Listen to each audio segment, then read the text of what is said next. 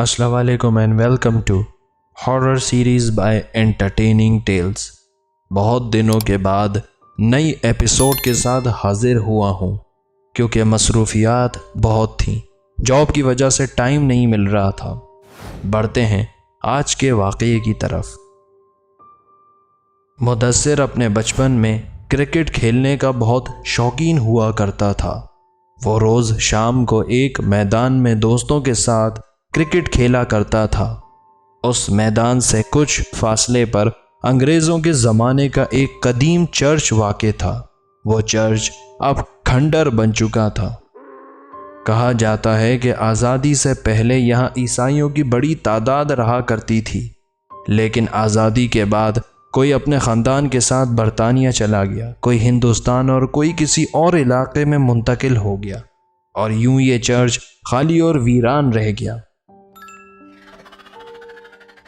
कुछ दहाइयों बाद जब उस इलाके में आबादी हुई तो मकामी लोग उस चर्च को आसिफ ज़दा समझते थे। लोग उस चर्च के करीब से भी गुजरने से कतराते थे। लोगों का कहना था कि रात को चर्च के बाहर अहाते में बदरूहें सफ़ेद कफन में घूमती हुई नज़र आती हैं और जो कोई भी गलती से उस चर्च के करीब चला जाए तो वह आसेब का शिकार हो जाता है। वालिदैन हमेशा अपने बच्चों को डराया करते थे कि उस मैदान से दूर रहो, वहाँ खौफनाक भूतों का बसेरा है। खौफ इस कदर फैल चुका था कि बच्चों की बॉल अगर गलती से चर्च के पास चली जाती तो वो बॉल लेने भी नहीं जाते थे। एक दिन तमाम साथी जमा नहीं हुए थे। मुदस्सिर ने अपने दोस्त हुनैन से कहा कि चलो आज उस चर्च के अंदर से हमारी बहुत सारी गेंद पड़ी हैं, लेकर आते हैं। लेकिन हुनैन ने जवाब में कहा कि मजाक मत करो, वहाँ बहुत ख़तरनाक आसेबी बलाएं हैं। मुदस्सिर कहने लगा कि मैं मजाक नहीं कर रहा। उस चर्च को लेके वो बहुत वक्त से अंदर जाने की चाहत दिल में लिए फिर रहा था और वो ये समझता था कि उस चर्च को ऐसे ही बदनाम किया हुआ है, वहाँ कोई आसेब नहीं, कोई बदरूहें नहीं फिरती। इसी वजह से उसने अपने दोस्त हुनैन से कहा कि हम कितने सालों से इसी ग्राउंड में खेल रहे हैं, अगर उस चर्च में वाकई खौफनाक जिन्नात होते तो ज़रूर उनकी झलक हमें नज़र आती। ये बात कहते हुए वो चर्च की तरफ बढ़ गया। दरवाजे तक पहुंचकर उसे बेहद मायूसी हुई कि उसका सबसे अच्छा दोस्त उसके साथ नहीं आया। खैर वो अकेला ही अंदर दाखिल हो गया। चर्च का दरवाज़ा खस्ता हाल हो चुका था और टूट फूट कर तकरीबन गिर चुका था। अंदर दाखिल होते ही उसने देखा कि चर्च की दीवारें गल चुकी हैं और कदीम ज़माने की ईंटें नज़र आ रही थीं। दीवारों पर बेशुमार बड़े बड़े जाले थे और जगह जगह कचरे का ढेर पड़ा था। ज़मीन पर मट्टी की मोटी तह जम चुकी थी जिसमें उसके पांव धंसते जा रहे थे। खैर उसने इसकी परवाह किए बगैर आगे चलता गया।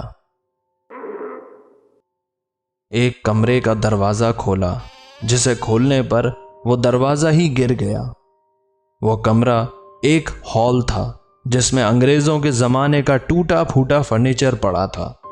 रूम में से काफ़ी बदबू भी आ रही थी।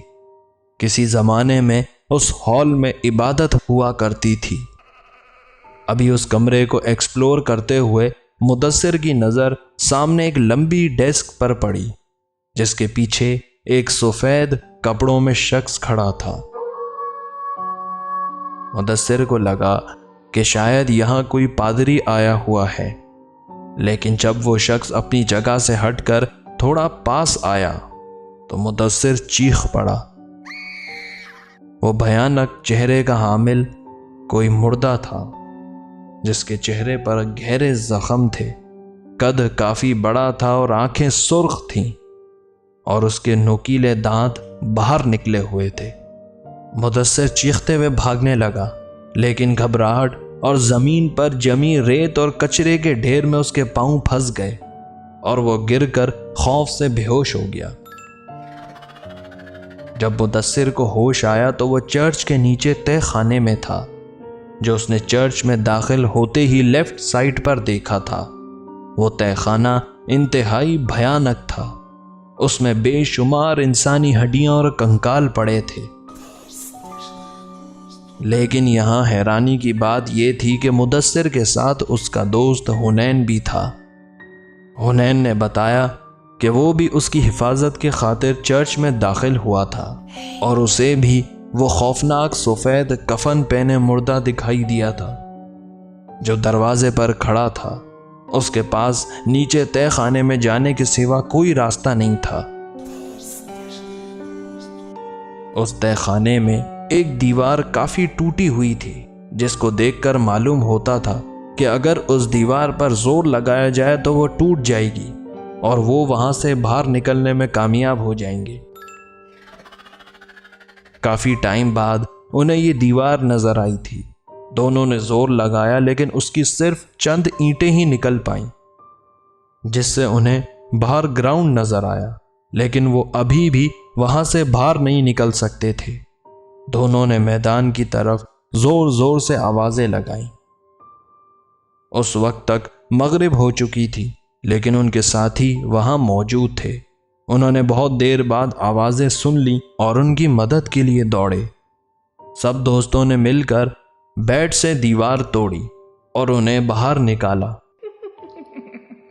باہر نکلتے ہی سب دوستوں نے جب اندر دیکھا تو اس تہہ خانے میں گپ اندھیرا چھایا ہوا تھا اور اسی گپ اندھیرے میں وہ آسیب سفید کفن پہنے، سرخ لال چمکتی آنکھیں اور نوکیلے دانت باہر نکالے انہیں غصے سے گھور رہا تھا۔ مدثر کہتا ہے کہ اگر اس دن وہ باہر نہ نکل پاتے تو شاید کبھی زندہ واپس نہیں لوٹتے۔ اس تہہ خانے میں پڑی صدیوں پرانی ہڈیوں میں ان کی ہڈیاں بھی شامل ہو جاتی۔ یہ واقعہ مدثر کے بچپن کا ہے اور یہ چرچ کسی زمانے میں نوان جو کہ فیصل آباد میں ہے وہاں واقع ہوا کرتا تھا۔ آج اس چرچ کے کچھ باقیات رہ گئے ہیں۔